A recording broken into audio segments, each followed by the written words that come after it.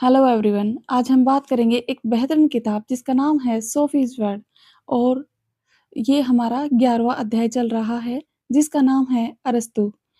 देखते हैं लेखक के विचार। एक कुशल प्रबंधक जो हमारी धारणाओं को स्पष्ट करना चाहता था। जब उसकी माँ तीसरे पहर की हल्की नींद ले रही थी तो सोफी अपनी माद में चली गई। उसने गुलाबी लिफाफे में मिस्री की डली रख दी थी और बाहर लिख दिया था, सेवा में अल्बर्टो। कोई नया पत्र नहीं था, किंतु कुछ मिनट बाद ही सोफी ने कुत्ते हर्मिज के आने की आवाज सुनी। उसने पुकारा, हर्मिज। अगले ही क्षण झाड़ियों झुरमुटों को धकेलता हुआ अपने मुंह में ब्राउन लिफाफा लिए हर्मिज माद से पहुंच गया। शाबाश बेटे, सोफी ने कुत्ते के चारों ओर अपनी बांह लपेटी। कुत्ता समुद्री घोड़े की तरह सांस बाहर निकाल रहा था और थुड़-थुड़ कर रहा था। उसने गुलाबी लिफाफा, जिसमें मिस्री भी थी, उठाया, कुत्ते के मुंह में रख दिया और वह बाड़ में से रेंगता हुआ बाहर आया और घने वन की ओर दौड़ गया। डरते-डरते सोफी ने बड़ा लिफाफा खोला। उसे इस आशंका के साथ कि कहीं उसमें नाव और केबिन का कोई जिक्र हो। इसमें वैसे ही टाई पन्ने पेपर क्लिप से बंधे थे जैसे अक्सर आते थे, पर एक अलग पन्ना और भी था जिस पर लिखा था, प्रिय कुमारी जासूस, या और भी स्टिक कुमारी सेंधमार। मामला पहले ही पुलिस के सुपुर्द कर दिया गया है। नहीं, वास्तव में नहीं, मैं नाराज नहीं हूँ। यदि दर्शनशास्त्र की पहेलियों के उत्तर ढूंढ निकालने में तुम इतने ही जिज्ञासु हो, तो मैं कहूँगा कि तुम्हारा साहसिक कदम बढ़िया था। बस थोड़ी सी परेशानी जरूर हुई है कि अब मुझे यहाँ से जाना होगा।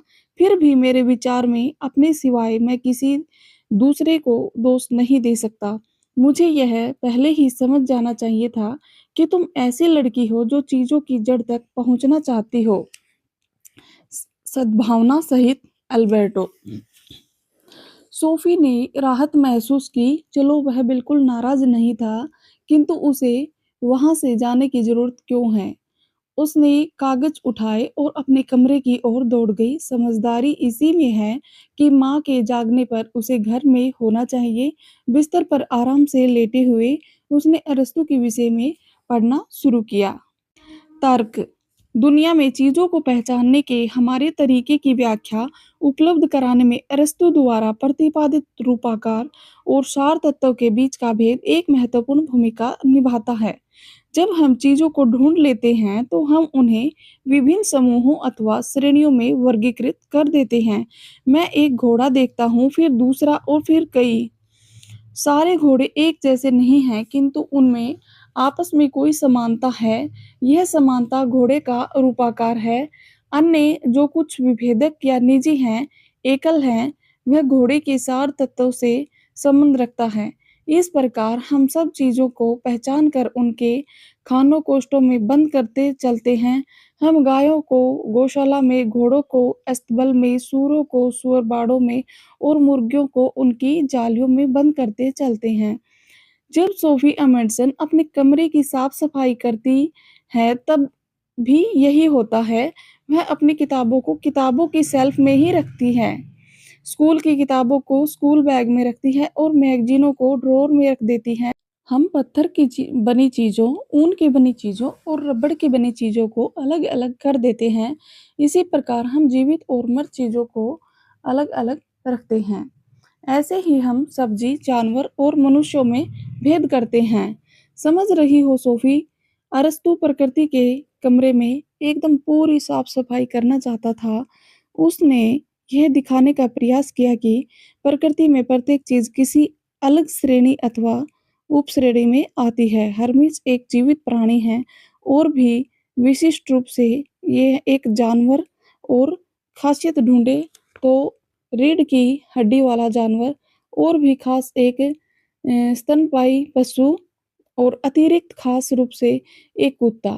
और भी खास यह है कि लेब्राडोर प्रजाति का कुत्ता है, और भी खास रूप से एक नर लेब्राडोर।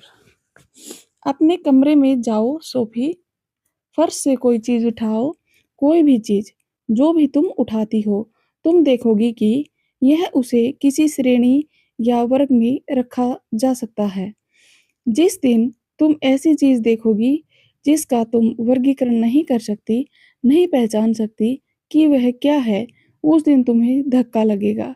उदाहरण के लिए यदि तुम एक छोटी-सी अजीब चीज़ देखो और तुम निश्चित रूप से ये न बता सको कि क्या वह जानवर है, सब्ज़ी है या खनिज है या मेरा विचार है, कि तुम इसे छूने की भी हिम्मत नहीं कर सकोगी। जानवर, सब्ज़ी और खनिज कहने पर मुझे उस पार्टी गेम की याद आ रही है, जिसमें शिकार को कमरे से बाहर भेज दिया जाता है और जब वह दोबारा अंदर आता है, तो उसे यह अनुमान लगाना है कि दूसरे क्या सोच रहे हैं। इस दौरान हर एक पल की यानी बिल्ली के विषय में सोचने पर सहमत हो गया है। वह बिल्ली इस समय पड़ोसी के बाग में है, शिकार अंदर आता है और अनुमान लगाना शुरू करता है। दूसरों को केवल हाँ या ना में जवाब देना है। यदि शिकार अरस्तू का एक अच्छा अनुयायी अरस्तूवादी है, तो इसी कारण वह शिकार नहीं है। तो गेम कुछ इस प्रकार चलेगा, क्या यह क्रिकेट मतलब ठोस है? हाँ, खनिज नहीं। क्या ये ज़िंदा है? हाँ, सब्ज़ी नहीं। जानवर हाँ। क्या ये एक चिड़िया है? नहीं। क्या ये स्तनपायी जानवर है? हाँ। क्या ये पूरा जानवर है? हाँ। क्या यह बिल्ली है? हाँ। क्या यह उम, फल की है? हाँ, सब हँसते हैं। इसके मायने अरस्तू ने इस गेम का आविष्कार किया। हमें अफ़लातून को इस बात के लिए श्रेय देना पड़ेगा कि उसने आँख मिचौली के खेल का आविष्कार किया। हम डेमोक्रेट्स को पहले ही लेगो आविष्कार करने के लिए श्रेय दे चुके हैं। अरस्तू एक ऐसा कुशल संयोजक था, जिसने हमारी धारणाओं को स्पष्ट करने का बेड़ा उठाया। वास्तव में उसने तर्क के विज्ञान की नींव रखी।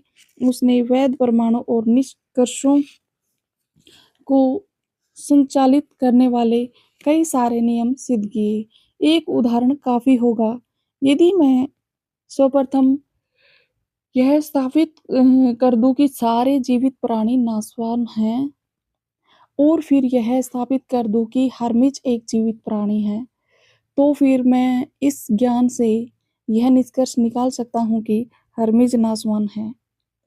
एक उदाहरण दर्शाता है कि अरस्तू का तर्क शब्दावली के पारंपरिक संबंधों पर आधारित था, जो इस केस में जीवित प्राणी और नाशवान हैं। भले ही कोई यह स्वीकार करे कि उपयुक्त निष्कर्ष 100% वैध है, तो भी हम इसमें यह बात जोड़ेंगे कि यह हमें कोई नई बात तो नहीं बतलाता। हमें पहले ही मालूम था कि हर्मिज नाशवान है। वह एक कुत्ता है और सारे कुत्ते जीवित प्राणी हैं, जो माउंट एवरेस्ट की चट्टान से भिन्न नाशवान हैं। सो भी यह बात तो हम निश्चय ही जानते थे, किंतु वर्गों के बीच संबंध सदैव ही उतना ही स्पष्ट नहीं होगा। यह ज़रूरी है कि हम समय-समय पर अपनी धारणाओं को स्पष्ट करते चलें। एक उदाहरण, क्या यह वास्तव में संभव है कि छोटे-छोटे चूहे के बच्चे वैसे ही अपनी माँ का स्तनपान करते हैं, जैसे मेमने और खरगोश के बच्चे? चूहे निश्चय ही अन अंडे नहीं देते। मैंने अंतिम बार चूहे का अंडा कब देखा था, इसलिए वे छोटे जीवित बच्चे जनते हैं, उसी तरह जैसे सूअर और भेड़। किंतु हम जीवित बच्चे जनने वाले को स्तनपायी कहते हैं और स्तनपायी ऐसे जानवर हैं जो अपनी माँ के दूध पर पलते हैं। अच्छा, तो हम वहाँ पहुँच गए। यह उत्तर तो हमारे अंदर था, किंतु हमें इसे पूरी तरह से सोचना पड़ा। हम थोड़ी देर के लिए कहीं यह भूल गए कि चूहे के बच्चे वास्तव में अपनी माँ के स्तन से दूध पीते हैं। शायद ऐसा इसलिए हुआ हो कि हमने कभी चूहे के बच्चे को अपनी माँ का दूध पीते नहीं देखा, और इसका सीधा-सीधा कारण यह है कि चूहे मनुष्यों से इतना शर्माते हैं कि उनके सामने वे अपने बच्चों को दूध नहीं पिलाते। प्रकृति का पैमाना। जब अरस्तू जीवन को साफ कर देता है, तो सबसे पहले वह यह इशारा करता है कि प्राकृतिक जगत में हर चीज़ 2 मुख्य श्रेणियों में विभाजित की जा सकती है। एक ओर तो निर्जीव चीज़ें जैसे पत्थर, पानी की बूंदें या मिट्टी के ढेले। इन चीज़ों में परिवर्तन की कोई सशेष अक्षमता नहीं है। अरस्तू के अनुसार निर्जीव चीज़ें केवल बाहरी प्रभाव द्वारा बदल सकती हैं। केवल जीवित वस्तुओं में ही परिवर्तन की संभाव्य अक्षमता है। अरस्तू जीवित चीज़ों को 2 भिन्न श्रेणियों में विभाजित करता है। एक श्रेणी में पौधे हैं और दूसरी श्रेणी में प्राणी।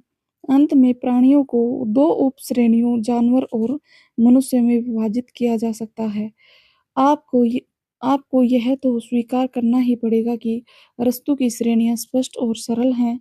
एक जीवित और निर्जीव चीज़ के बीच निर्णायक अंतर है, जैसे एक गुलाब, एक पत्थर और उसी तरह एक पौधे और एक जानवर के बीच भी निर्णायक अंतर है। उदाहरण के लिए एक गुलाब और एक घोड़ा। इसके साथ ही मैं यह दावा करूँगा कि एक घोड़े और एक मनुष्य के बीच भी निश्चय ही एक अंतर है, किंतु यह अंतर वास्तव में किस चीज़ का है? क्या तुम मुझे यह बतला सकती हो?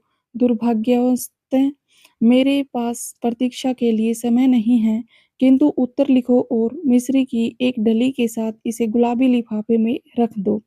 इसलिए मैं स्वयं उसका उत्तर बता देता हूँ। जब अरस्तु प्राकृतिक तथ्य को विभिन्न श्रेणियों में विभाजित करता है, तो उसका मापदंड उस वस्तु के लक्षण हैं, या और सटीक कहें तो यह कि यह वस्तु क्या कर सकती है या क्या करती है।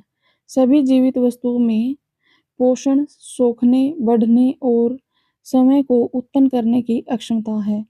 सभी जीवित प्राणियों में अपने चारों ओर की चीज़ों को देखने, परखने और इधर-उधर घूमने और चलने की अक्षमता है।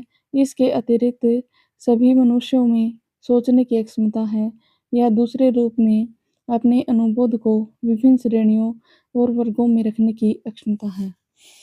अतः प्रकृति जगत में वास्तव में साफ-सुथरी सीमा रेखाएँ नहीं हैं। हम पौधों में सरल बढ़त से पेचीदा पौधों का क्रमशः पारंगमन देखते हैं और इसी प्रकार सरल जानवरों से पेचीदा जानवरों की ओर बनते जाना देखते हैं। इस पैमाने में सबसे ऊपर मनुष्य है, जो अरस्तू के अनुसार प्रकृति का संपूर्ण जीवन जीता है। मनुष्य भी बढ़ता है, पौधे की तरह पोषण अपने अपने अंदर सोख लेता है। उसकी भावनाएं हैं और उसमें उसमें जानवरों की भांति इधर-उधर चलने की अक्षमता है। किंतु उसमें एक विशिष्ट लक्षण है, जो केवल मनुष्य में ही पाया जाता है, और वह है उसके पास तार्किक ढंग से सोचने की अक्षमता। अतः मनुष्य में दिव्य तरह की एक चिंगारी है, सोफ़ी। हाँ, मैंने दिव्य शब्द का प्रयोग किया है। समय पर अरस्तू हमें याद दिलाता चलता है कि एक ईश्वर होना चाहिए, जिसने प्राकृतिक जगत में गति की शुरुआत की। अतः प्रकृति के पैमाने में सबसे ऊपर ईश्वर ही होना चाहिए। अरस्तू ने कल्पना की कि सितारों और ग्रहों की गति पृथ्वी पर सारी गति को निर्देशित करती है, किंतु कोई चीज़ होनी चाहिए जो इन आकाशीय ग्रह नक्षत्रों को गति प्रदान करती है। प्राइम मूवर या प्रथम चालक समय को आराम कर रहा है, किंतु यह आकाशीय ग्रह नक्षत्रों की गति का औपचारिक कारण रूपाकार्य कारक कारण है। इस प्रकार प्रकृति की सारी गति का कारण है। नैतिकता। सोफी आओ फिर वापस आदमी की ओर चलते हैं। अरस्तू के अनुसार मनुष्य का रूपाकार एक आत्मा का बना है, जिसके 3 भाग हैं। एक पौधे जैसा भाग है, एक जानवर जैसा भाग है और एक तार्किक भाग है। अब वह पूछता है, हम कैसे रहें? एक अच्छा जीवन जीने के लिए किस चीज़ की ज़रूरत है? उसका उत्तर, मनुष्य अपनी सारी क्षमताओं और योग्यताओं का उपयोग करके ही सुख प्राप्त कर सकता है। अरस्तू का मानना था कि सुख 3 प्रकार के होते हैं। सुख का पहला स्वरूप आनंद और मनोरंजन का है। सुख का दूसरा स्वरूप एक जिम्मेदार और स्वतंत्र नागरिक का है। तीसरी प्रकार का प्रसन्नता सुख एक विचारक और दार्शनिक का जीवन है। जब अरस्तू ने इस बात पर जोर दिया कि सुख और तृप्ति पाने के लिए तीनों मापदंडों का एक ही समय उपस्थित रहना अत्यावश्यक है, उसने सभी प्रकार के संतुलन अस्वीकार कर दिए। यदि वह आज जीवित होता, तो कहता कि एक व्यक्ति जो केवल अपने शरीर का ही विकास करता है, उस आदमी की तरह असंतुलित है, जो केवल अपने सिर का उपयोग करता है। दोनों अंतियाँ जीवन के विकृत स्वरूप को दर्शाती हैं। यही चीज़ मानवीय संबंधों पर भी लागू होती है, जहाँ अरस्तु एक स्वर्णिम मध्यम मार्ग की वकालत करता है। हमें न तो कायर और न तेज तर्रार अपितु साहसी। बहुत कम साहस का अर्थ है कायरता और बहुत अधिक साहस का मतलब है तेज तर्रार होना चाहिए।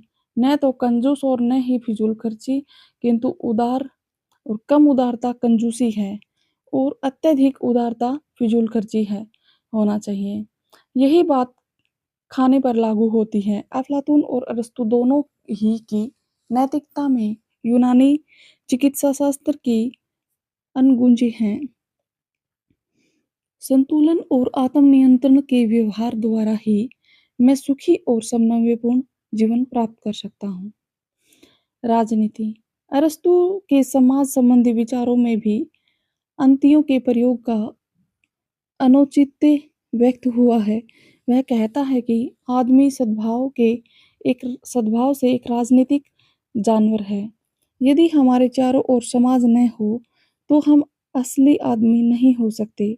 उनका दावा था कि उसने बतलाया कि परिवार और गांव हमारी आधारभूत आवश्यकताओं को खाना, गर्माहट, शादी और बच्चों की परवरिश पूरा करते हैं। किंतु मानवीय मित्र भावना और साथ रहने का श्रेष्ठ लक्ष्य केवल राज्य में ही पाया जा सकता है। यह हमें इस प्रश्न पर ले जाता है, राज्य का संगठन कैसे हो। तुम्हें अफलातून का दार्शनिक राज्य याद है? अरस्तु राज्य की संरचना के 3 रूपों का वर्णन करता है। एक है राजशाही या मोनार्की, जिसका अर्थ है कि राज्य का एक मुखिया राजा होता है। इस प्रकार की संरचना को अच्छा होने के लिए यह आवश्यक है कि कहीं यह प्रतीत होकर आतियाई आतताई राज्य न बन जाए, यानी ऐसा राज्य जिसमें शासक केवल अपना फायदा ही देखता है। राज्य संरचना का दूसरा अच्छा रूप कुलीनों की सरकार है, जिसमें शासकों का एक बड़ा या छोटा समूह होता है। इस संवैधानिक रूप से भ्रष्ट होकर ओलिगार्की बनने से सावधान रहने की जरूरत है। ओलिगार्की का अर्थ होता है थोड़े से आदमी निरंकुश शासन चलाते हैं। थोड़े से आदमी निरंकुश शासन चलाते हैं। उनका उदाहरण जुंटा और अथवा सैन्य शासन है। तीसरा अच्छा संरचनात्मक रूप अरस्तु के अनुसार पॉलिटी या राजनीति आधारित राज्य है, या जिसे प्रजातंत्र भी कहा जाता है। किंतु इस राज रूप का भी एक नकारात्मक पहलू है। एक प्रजातंत्र बड़ी तेजी से भीड़ के राज्य में बदल सकता है, और यदि अत्याचारी हिटलर जर्मनी में राज्य का प्रमुख न भी हुआ होता, तो भी निचले दर्जे के नाजी एक आतंक फैलाने वाली भीड़ का शासन बना सकते हैं। स्तरीयों संबंधी विचार अरस्तु के स्तरीयों संबंधी विचार थोड़े अलग थे। इस संबंध में दुर्भाग्यवश उनके विचार अफलातून के विचारों के जितने उच्च नहीं थे। अरस्तु का झुकाव ऐसा था कि वो मानते थे कि स्त्रियां किसी अर्थ में अपूर्ण होती हैं। उनके लिए स्त्री एक अधूरा पुरुष थी। उनका मानना था कि पुरुष पुरुष श्रेष्ठ है। ये सिर्फ आश्चर्यजनक ही नहीं, बल्कि अफसोसनाक भी है कि एक इतना बुद्धिमान आदमी उभयलिंगियों के संबंधों में के विषय में इतना गलत हो सकता था। किंतु इससे 2 चीजें स्पष्ट होती हैं।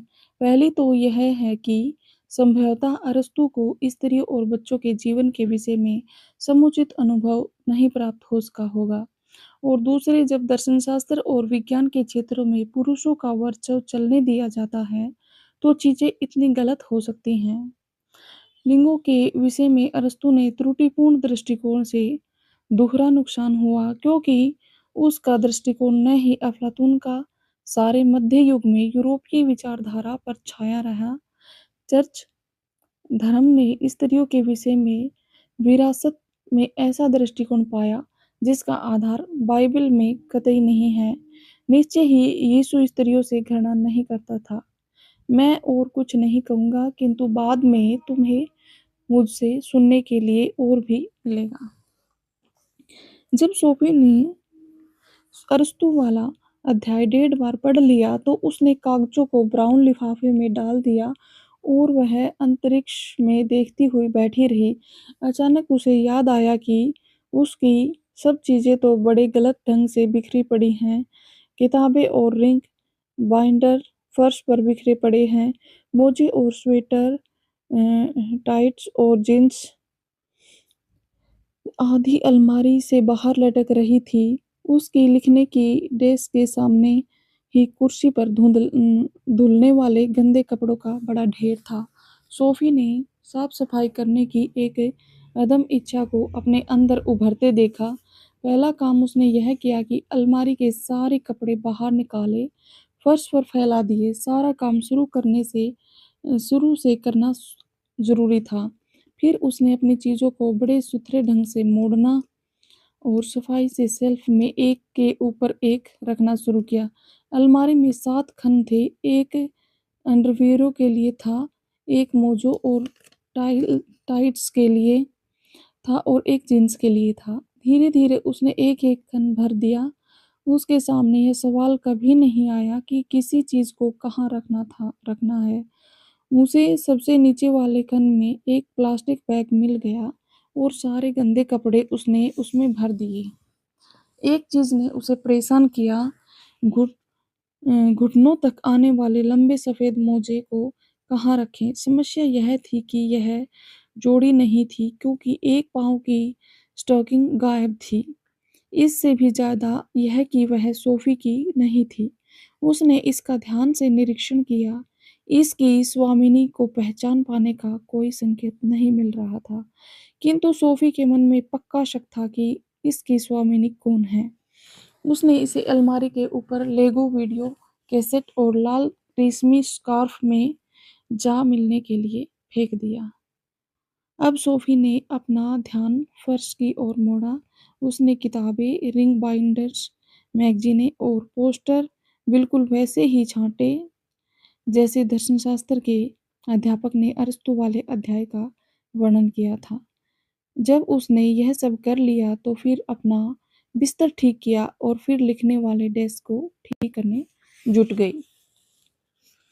आखिरी चीज़ उसने यह की कि अरस्तू के बारे में सभी पन्नों को एक व्यवस्थित दस्ते में इकट्ठा किया।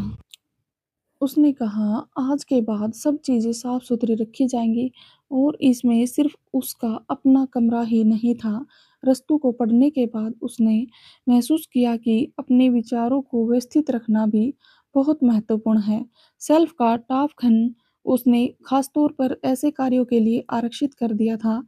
कमरे में यही एकमात्र स्थान था जिस पर अभी उसका पूरा नियंत्रण नहीं था। 2 घंटे से भी अधिक समय से उसे माँ की किसी गतिविधि की आवाज़ सुनाई नहीं दी थी।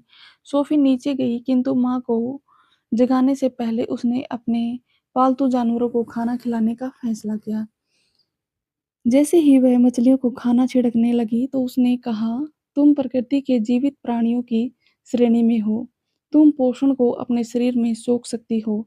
तुम बड़ी होती हो, स्वयं अपना पुनरुत्थान कर सकती हो और खासतौर पर तुम पशु सामान्य की हो।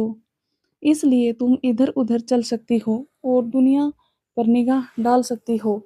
संक्षिप्त रूप में तुम मछली हो, अपने ग्लाफुओं से सांस ले सकती हो और जीवन के जल में आगे-पीछे तैर सकती हो।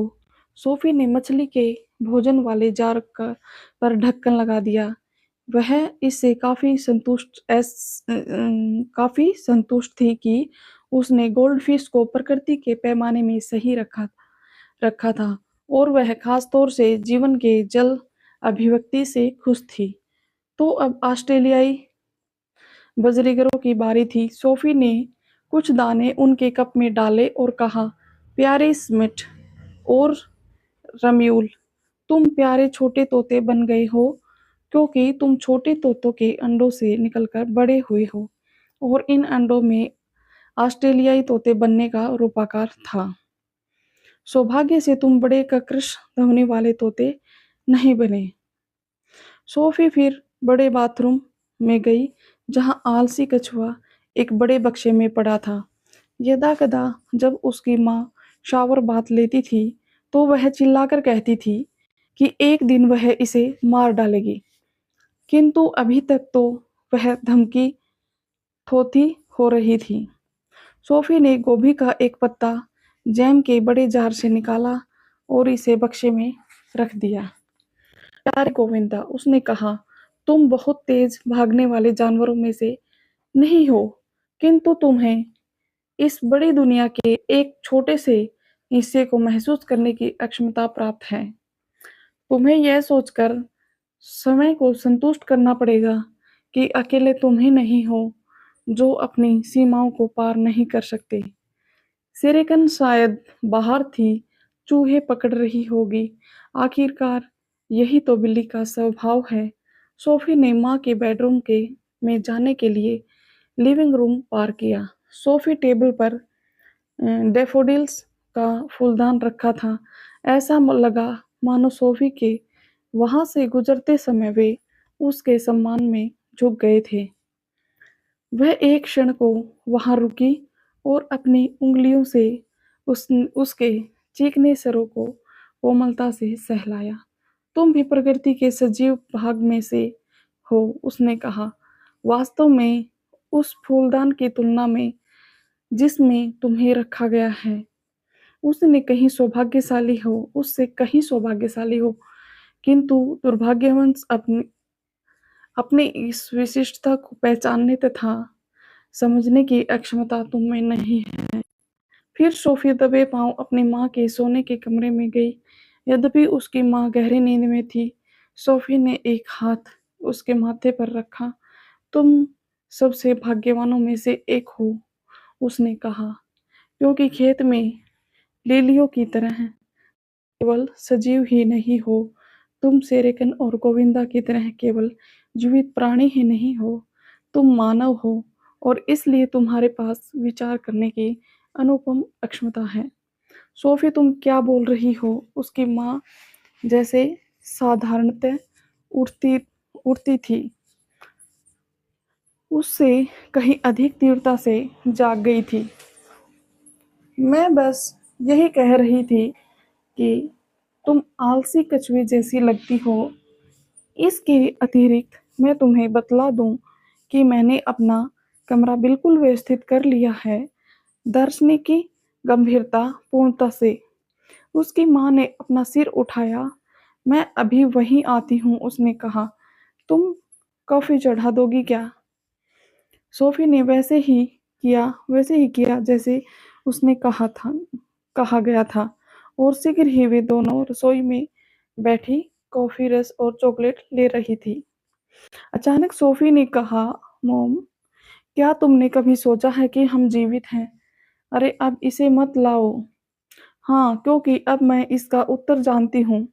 लोग इस ग्रह पर इसलिए रहते हैं कि कोई यहाँ हर चीज को पहचानता, नाम देता चलता है। क्या यही है? मैंने तो ऐसा कभी नहीं सोचा। तब तो तुम्हारी समस्या गंभीर है, क्योंकि हर मानव एक चिंतनशील प्राणी है। यदि आप नहीं सोचती, तो आप वास्तव में मानव नहीं हैं। सोफी, कल्पना करो सिर्फ सब्जियां और जानवर ही होते, तब फिर हमें बिल्ली और कुत्ते या बिल्ली और गुजबेरी के बीच अंतर बतलाने वाला कोई न होता। सब्जियां और जानवर भी जीवित चीजें हैं, किंतु हम ही एकमात्र ऐसे प्राणी हैं जो प्रकृति को विभिन्न समूहों और वर्गों में वर्गीकृत कर सकते हैं। वास्तव में तुम्हारी जैसी अजीब लड़की मुझे अपने जीवन में कभी नहीं मिली, उसकी माँ ने कहा। मुझे भी यही आशा है, सोफी ने कहा। हर आदमी एक तरह से अलग अजूबा ही होता है। मैं भी एक व्यक्ति हूँ, इसलिए मैं भी लगभग अजीब हूँ। तुम्हारी सिर्फ एक ही लड़की है, इसलिए मैं सबसे अजीब हूँ। मेरा मतलब यह था कि तुम मुझे अपनी नई-नई बातों से इतना डरा रही हो कि मैं वह भी भूले जा रही हूँ कि जो मुझे आता था। फिर तो तुम बड़ी आसानी से डर जाती हो। बाद में उस दिन तीसरे पहर सोफ़ी वापस अपनी माँ पर गई। कैसे न कैसे ही बिना उसकी माँ की निगाह पड़े वह बड़ा बिस्किटों का डिब्बा अपने कमरे में ले आई। पहले उसने सारे पन्नों को सही क्रम से लगाया, फिर उसने उसमें छेद करके रिंग बाइंडर में डाल दिया और इन सबको अरस्तू वाले अध्याय से पहले लगा दिया। अंत में उसने हर पन्ने के ऊपर दाईं ओर पृष्ठ संख्या लिख दी। कुछ कुल मिलाकर 50 पन्ने से ज़्यादा थे। सोफ़ी दर्शनशास्त्र पर अपनी ही पुस्तक संकलित करने में लगी थी। यह उसकी लिखी हुई नहीं थी, किंतु यह खास तौर पर उसके लिए लिखी गई थी। सोमवार को होमवर्क करने के लिए उसके पास समय नहीं था। शायद उसका धार्मिक ज्ञान के विषय में टेस्ट होने जा रहा था, किंतु धर्म अध्यापक हमेशा यही कहता था कि उसके लिए निजी प्रतिबद्धता और जीवन मूल्य संबंधी निर्णयों का अधिक महत्व है। सोफी ने अनुभव किया कि दोनों के लिए ही उसे कुछ यकीन लायक आधार मिलने जा रहे हैं। यहाँ पे हमारा 11वां अध्याय खत्म होता है और हमारी वीडियो में अंत तक बने रहने के लिए आपका बहुत बहुत धन्यवाद। Thank you so much.